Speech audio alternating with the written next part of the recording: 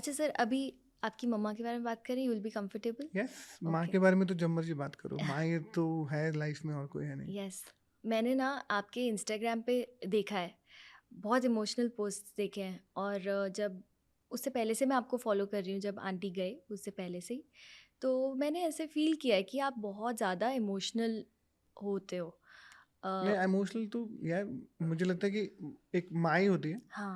जो पूरी दुनिया में सेम इमोशन होता है, यस। जिसके अंदर ना कल्चर का लेना देना है, ना कंट्री का, ना स्टेट का, ना हम्म। रिलीजन का। हम्म। माँ सबके लिए कॉमन होती है, और मेरी ज़िंदगी में सबसे इम्पोर्टेंट पर्सन मेरी लाइफ में तो मेरी माँ ही थी, मेरे साथ ही रहती थी। हम्म। और आप दुनिया में जितना कुछ भी कर लो, आप जितना मर्जी नाम कमा लो, पैसे कमा लो, जब आपके सामने आपकी माँ मर रही होती है ना, हम्म। उससे बड़ी दुख की बात नहीं हो सकता। तो मैंने अपनी माँ को अपने सामने जाते हुए देखा है। हम्म। उस 53 days I was in the ICU, उनको किला वैन के अंदर। तो मुझे वो एक एक चीज़ याद है, हम्म। I think. और उसी दौरान आई थिंक माँ के लिए आज तक भी जब भी मैं माँ की बात करता हूँ तो रोज़ ही माँ की बात होती है, क्योंकि कोई ना कोई कहीं ना कहीं पूछ ही लेता है। हम्म। और क्या, मेरे इंडस्ट्री में इतने सारे क्लोज फ्रेंड और फैमिली की तरह है जो शायद मुझे प्यार भी करते हैं, लेकिन इनडायरेक्टली वो मुझसे पूछ लेते हैं कि तू ठीक है, हाउ यू फीलिंग। बिकॉज क्या है, मेरी ज़िंदगी में जो मेरी वीमेन प्रेजेंस है वो मेरी माँ ही थी।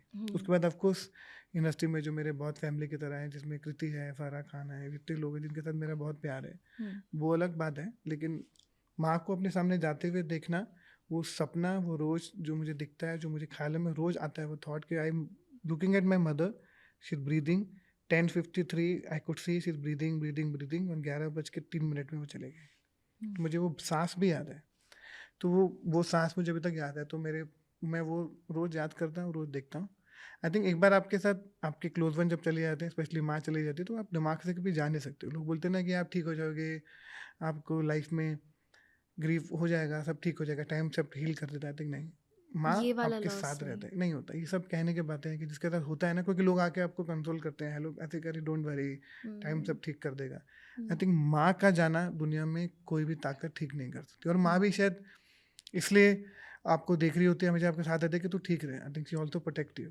तो आई थिंक वो मुझे पता है माँ का जाना कैसा होता है। इसलिए जब आप मुझसे कोई बाकी लोगों के बारे में पूछते हैं, मुझे लगा कि यार सारी दुनिया जाने का दुख एक तरफ, माँ के जाने का दुख एक तरफ होता है। अंकल आंटी आपके साथ कब शिफ्ट हो गए थे दिल्ली से? I think 9 years ago। अच्छा, 9 ईयर्स मेरा से यही देवर सपना था कि मुंबई। मैं पहले बॉम्बे जाऊँ, थोड़ा सेटल हो जाऊँ, फैमिली को सबसे पहले मुझे माँ बाप को लाना था। हम्म।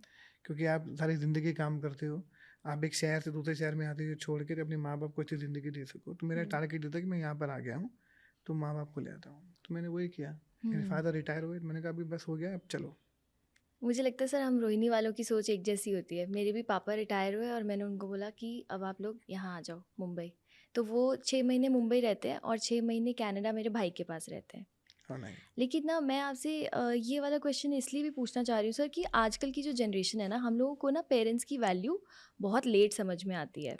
जब हम बहुत यंग होते हैं ना, तो हमारे अंदर बहुत जोश होता है और जनरली बच्चे माँ बाप को बोल देते हैं, अरे आपको नहीं पता, अरे आपको नहीं पता, आप मत बोलो। आई थिंक वो रिबेलियस हो जाते हैं वो नो रीज़न। हाँ। उनको लगता है कि उनके अगेंस्ट रहेंगे, थोड़े कूल दिखेंगे। आई थिंक जब मुझे हमेशा बोलते हैं ना कि यार तू तो माँ बाप के साथ रहता है, अभी भी मुझे लोग बोलते हैं यार तू पापा के साथ रहता है, तो अभी इतना 40 साल का हो गया। हम्म। तो मुझे बड़ा अजीब लगता है सुन के। मतलब ऐसी तो होना चाहिए, हम्म। इसमें मुझे एक्स्ट्रा ब्राउनी पॉइंट क्यों दे रहे हो। हम्म। यही तो रिस्पॉन्सिबिलिटी होती है बच्चों की, अपने माँ बाप के साथ रहें। और हम्म। मैं लकी हूँ कि तेरा I am staying with my mom and dad. या। और तो आई थिंक वो जो आजकल के जनरेशन में यही बोलूँगा कि भाई ये वक्त कभी भी नहीं रहता आपका हाथ में। हम्म। जितना हो सके please spend time with your family, yes. Your mom. मैंने अपने स्ट्रगल में इतना कम वक्त अपने फैमिली के साथ गुजारा है। जैसे ही मैं थोड़ा सेटल हुआ तो मेरा एक ही सपना था कि जितना हो सके माँ बाप के साथ वक्त गुजारो, और मैंने गुजारा। हम्म। तो अभी मेरे पिताजी मेरे साथ रहते हैं। अभी मैं जब मैं यहाँ भी आ रहा था, अभी मैंने बोला कि अगर मैं सिर्फ फ़ोन उठाता हूँ तो पिताजी को उठाता हूँ। मैं किसी मीटिंग में हूँ, किसी इंटरव्यू में हूँ, बड़े से बड़ा डायरेक्टर हो, स्टार हो, मैं पहले बोल देता हूँ कि भाई मेरे पिताजी का फ़ोन आएगा, मैं उठाऊंगा ही उठाऊंगा। तो I don't give more priority to more than my parents, and I will never give. या मेरे पापा भी बहुत प्राउडली ये बात कहते हैं, उत्कर्ष यहाँ बैठे हैं, उनको भी पता है कि मेरे पापा प्राउडली सबको बताते हैं कि सोनल के पास जब भी घर से फ़ोन आता है ना, तो वो रिकॉर्डिंग रुकवा के पहले फ़ोन उठाती है।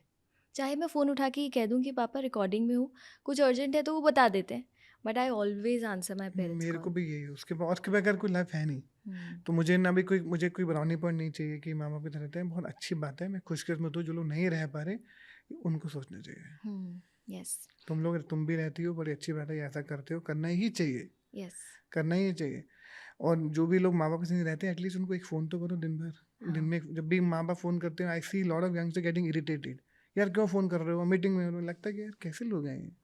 इसीलिए मैं आपसे ये तो टॉपिक बहुत छेड़ रही ज़रूरी है थी। कि यंगस्टर को ये ध्यान रखना चाहिए कि अगर आप एक शहर में हो, एक दूसरे शहर में आए हो काम करने की तलाश में, माँ बाप वहाँ पे टेंशन में है, एटलीस्ट उनसे बात तो करो, क्योंकि उनको इतना उनका ध्यान कंफर्ट पूरा तो आपके करो, ऊपर उनकी है। पूरी ज़िंदगी आप हो, हुँ, उनको कंफर्ट करो, उनसे फ़ोन पे बात करो, उनको एटलीस्ट इतना तो रिस्पेक्ट दो कि आप उनसे एक बार दिन में बात कर सको। तो मेरी कोशिश रहती है कि मैं अपनी बहन से या अपने भाई से या अपने पिताजी से, और मेरा घर और मेरा ऑफिस जो है वो 5 मिनट की दूरी में है, उसके बाद भी मैं अच्छा। 20 फ़ोन कर लेता हूँ। हुँ, और इसमें कुछ एक्स्ट्रा पॉइंट नहीं चाहिए, ऐसा ही होना चाहिए।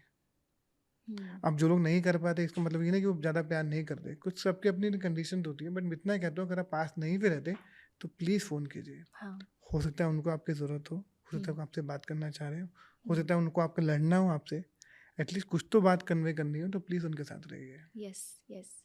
उनकी वैल्यू समझना बहुत ज़रूरी है, इससे या पहले कि बहुत देर या हो जाए, उसके बाद समझ में आती है तो फिर हमारे हाथ में कुछ नहीं होता हुँ, और फिर रिग्रेट होता है सिर्फ़। यस।